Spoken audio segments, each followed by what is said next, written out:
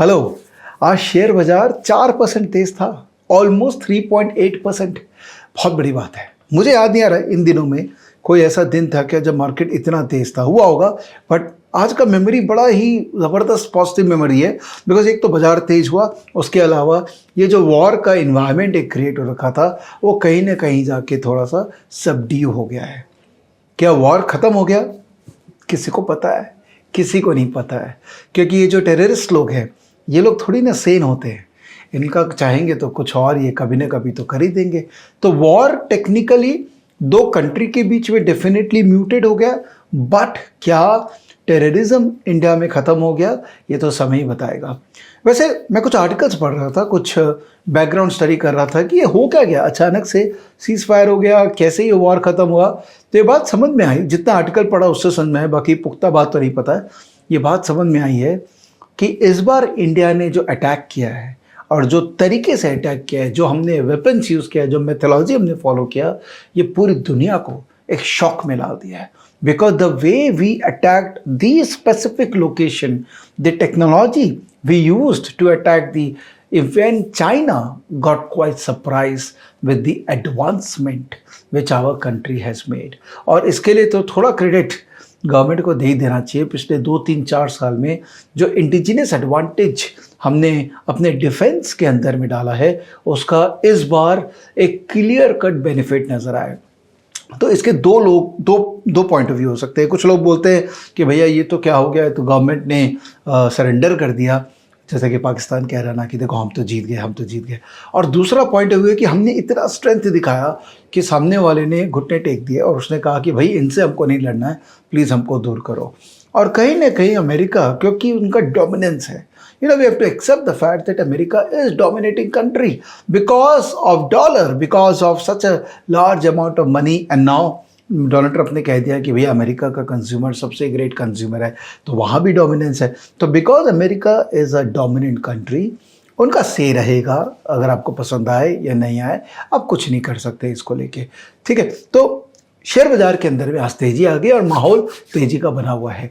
देखिए बहुत डिफिकल्ट है प्रेडिक्ट करना कि ये तेजी क्या कंटिन्यू रहेगी या टॉप हो जाएगी, ठीक है। हम खाली एक बेस्ट केस प्रोबेबिलिस्टिक एस्टिमेट कर सकते हैं कि बिकॉज तेजी का माहौल बना है और बिकॉज डेटा ये बोल रहा है कि मार्केट अभी भी तेजी का अंडरटोन में है, तो हो सकता है तेजी बरकरार रहे। बट कहाँ तक जाएगी, कित तक जाएगी, ये गैसवर्क है और वो गैसवर्क करके कोई मतलब नहीं है। बिकॉज प्रैक्टिकली स्पीकिंग मार्केट जिस दिन इसने अपना 200-डे मूविंग एवरेज के ऊपर की दौड़ चालू कर ली, उस दिन से तेजी था। इसलिए मैं कहता हूं कि हमारे लिए किसी भी तरह का जजमेंट क्रिएट करना एट द टॉप और at the bottom it's very difficult. It's better you follow a proper consistent framework of entry and exit, जो कि मैंने पिछले शनिवार को मैंने एक वीडियो रिलीज़ किया था जहाँ पर मैंने ये बताने की आपको कोशिश की थी, और the video was in English, that how to create your own framework of market participation. If you don't have a framework, then emotionally बार बार आपके अंदर का जो इमोशन है वो आपको एक्ट करने पे मजबूर करेगा। तो अभी आपको दिख रहा है मार्केट तेज है तो आपको इच्छा करेगा मैं भी ले लूँ, या मार्केट जो मंदा है आपको इच्छा करेगा मैं भी भेज दूँ।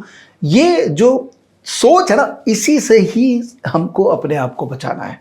कि ये जो आप कह दीजिए इसको फियर एंड ग्रीड कह लीजिए या कुछ भी आप इसको कह लीजिए, तेजी खेलनी है।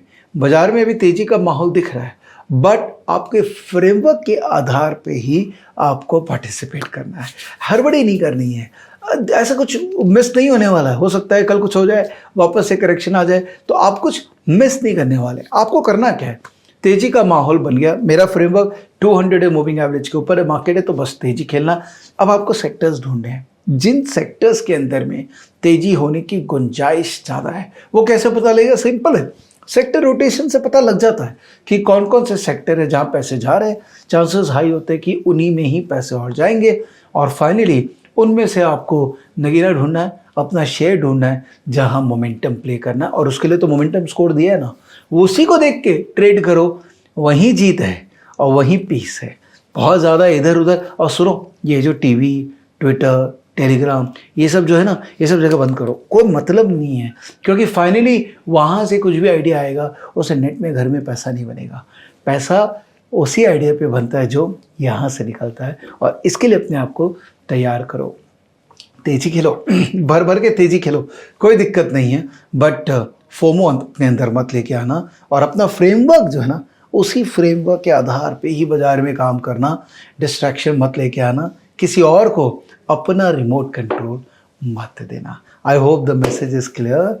एंड अगर आप इस तरह के मैसेजेस और सुनना चाहते हैं तो आपको मुझे फॉलो करना पड़ेगा, है ना। और अगर आप फ्रेमवर्क सीखना चाहते हैं तो मेरा जो वीडियो है, मेरे यूट्यूब चैनल पे मैंने वीडियो रिकॉर्ड कर रखा है, वो देखना होगा। एकदम क्रिस्टल क्लियर वीडियो है जहाँ पर मैंने आपको बता दिया स्टेप बाय स्टेप क्या फ्रेमवर्क आपको बनाना चाहिए। ऑलराइट, ध्यान रखिए अपना। जय हिंद।